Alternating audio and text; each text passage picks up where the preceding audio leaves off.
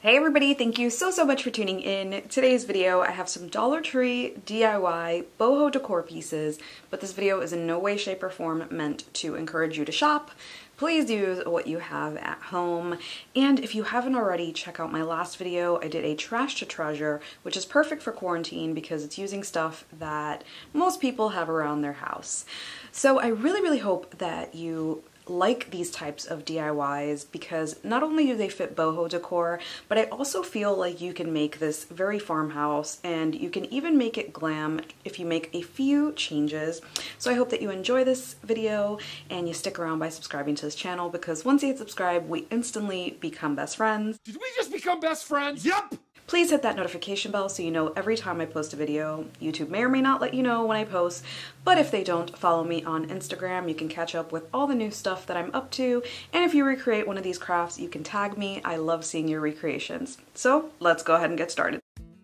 The first tutorial, I'm going to be using a plunger from Dollar Tree, but of course you can use any piece of wood that you have or even borrow some from nature.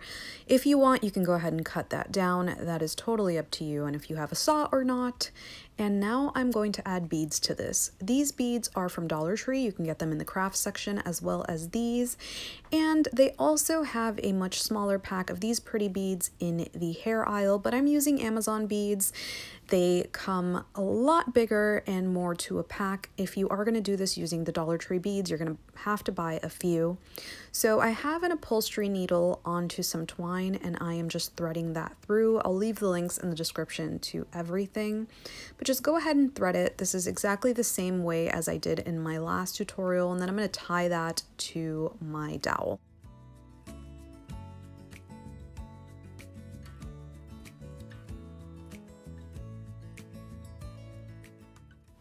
I'll leave the link below in the description for the beads, but I did one row of 60, the next of 40, and the middle one of 20. But you can skip a row or add more, it's up to you. I just tied a knot, and then when I was done, I cut it down with some scissors. You can use some hot glue to have it not move around, or you can just leave it as is so that you can reuse your beads if you don't want this. I also added a little top piece so that I can hang it. Now the little hack that I have for y'all is using a Dollar Tree hula skirt instead of creating the macrame knots, because this is actually started the same way you would start any macrame piece, which is creating a little knot up top.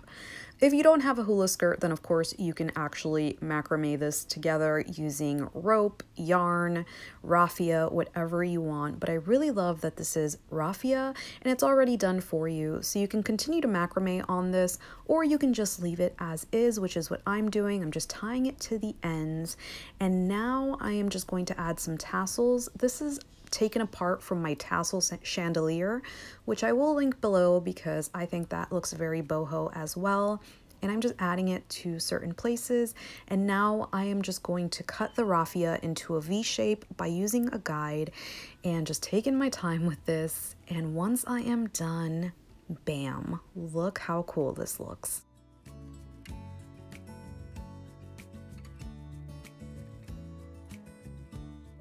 For my next craft, I'm going to be using some raffia. Now, I got this at Dollar Tree, but of course you can use any brand raffia. This one is actually from Walmart and it's $2, brings a lot more and makes a much longer piece. So depending on what you're using this for, you can either use the one from Dollar Tree or the other one. It all works the same. So I grabbed a bundle, and what I'm going to do is I'm going to tie off the top by just wrapping a piece around and creating a very tight knot.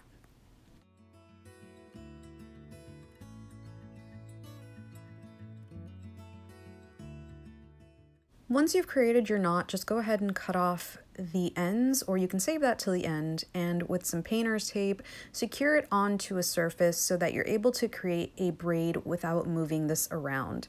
So you're going to split it into 3 pieces as equal as possible, and you're going to create a braid, making sure that your thumb is holding the middle piece. The reason that you're doing this is because you don't want your braid to be different sizes or tilting to the side. You want it as nice as possible, and when you get to the end and the braid starts to thin out, then grab another piece of raffia and do the same thing. Just twirl it around a few times and tie a very, very tight knot. Now I made a bunch of different braids for this.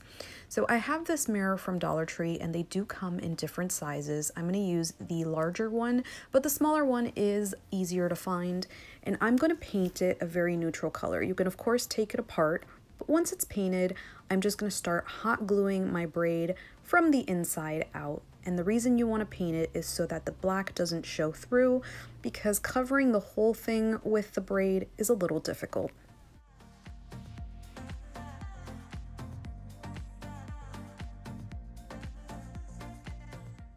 When one braid runs out, I just go ahead and continue with my next braid. Sometimes I overlap them, sometimes I try and tuck them in. It all depends on what looks good.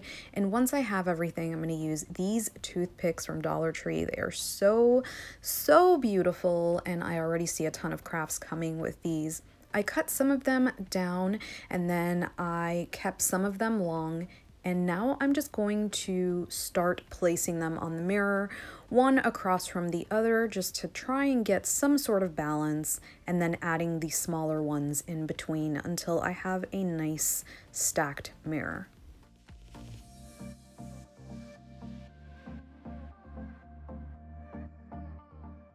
You can secure these in with glue, but just tucking them into the braid works perfectly, and when you're done, you have a gorgeous sunburst mirror.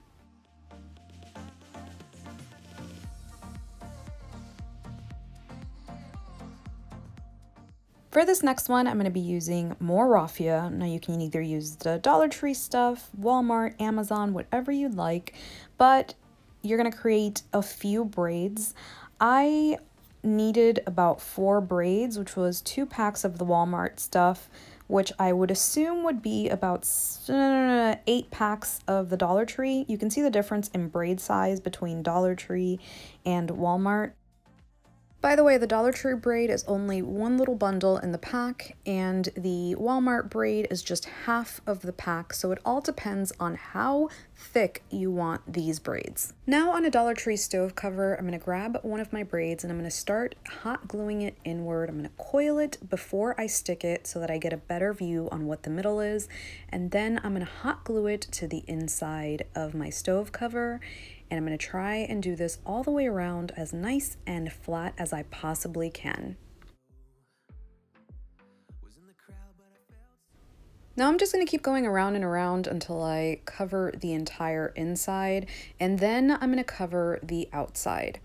So this is just using the bottom as a guide, but I'm just going to keep wrapping all the way around. And if you want to create a thicker braid for this, then you totally can. So I'm just going to go round and round and then overlap the top. You can cut it down, you can tuck it in, whatever you want, and then I'm going to continue until it is nice and even.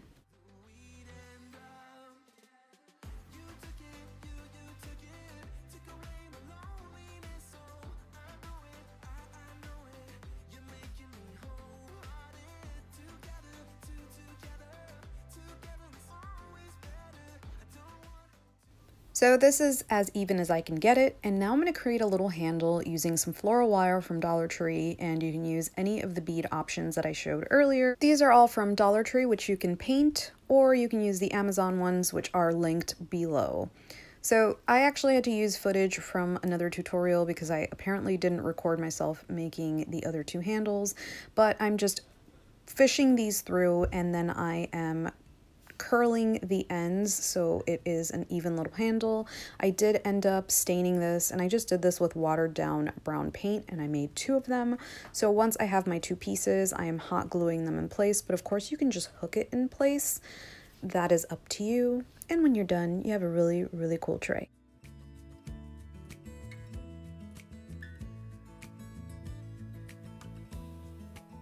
So for this one, and it's probably my favorite one because it matches my trash to treasure, I'm using this vase from Dollar Tree, and I'm going to go ahead and create basically the same thing that I did on my little jars. So I got this little henna piece. In my last tutorial, I found the little henna design or the mandala design online. This one was from a candle, and I just made a copy of it so that it can be on paper. I'm spraying it with a little bit of water to relax the paper, and then I'm placing it on the inside of the vase, making sure that it's straight, which I didn't do a really good job of lining it up. So I'm going to use this paint again, and I will link it below, but I will warn you, it no longer is sold with the little nozzle, so I'll include one that is and one that isn't. Start from left to right if you're a righty, so that you don't smudge your design, and whatever design is too small, I usually just replace with dots, but you can just wait until it dries and then go in and do the details. It is up to you.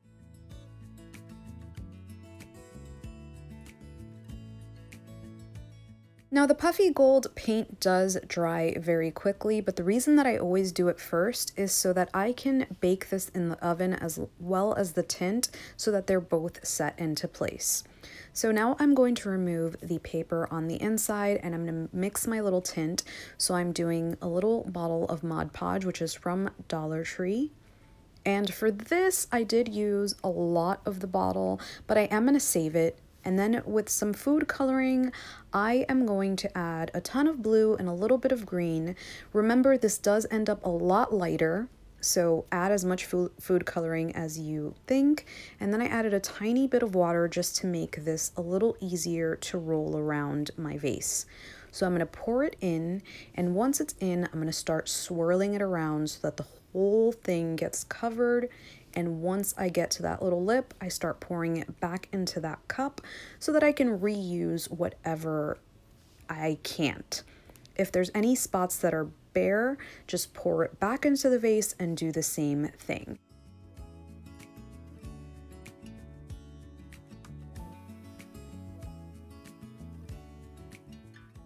Before I set it down to drain, I do always clean off the lip so that it's not all cookie, and then with the rest I'm going to just put it back into the Mod Podge bottle and shake that up and save it for later use. You are going to want to let this drain for a pretty long time, and I left it for 24 hours.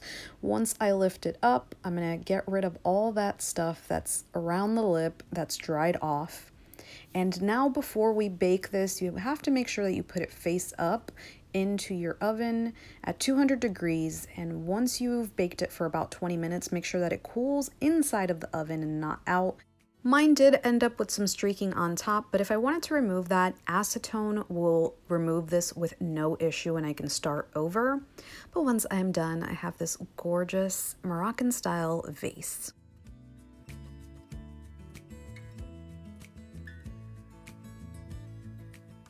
So I really hope that you enjoyed these tutorials today. If you did, please be sure to give me a thumbs up.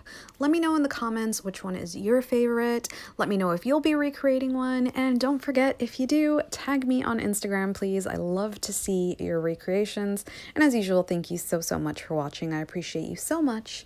And I will hopefully see you on the next one.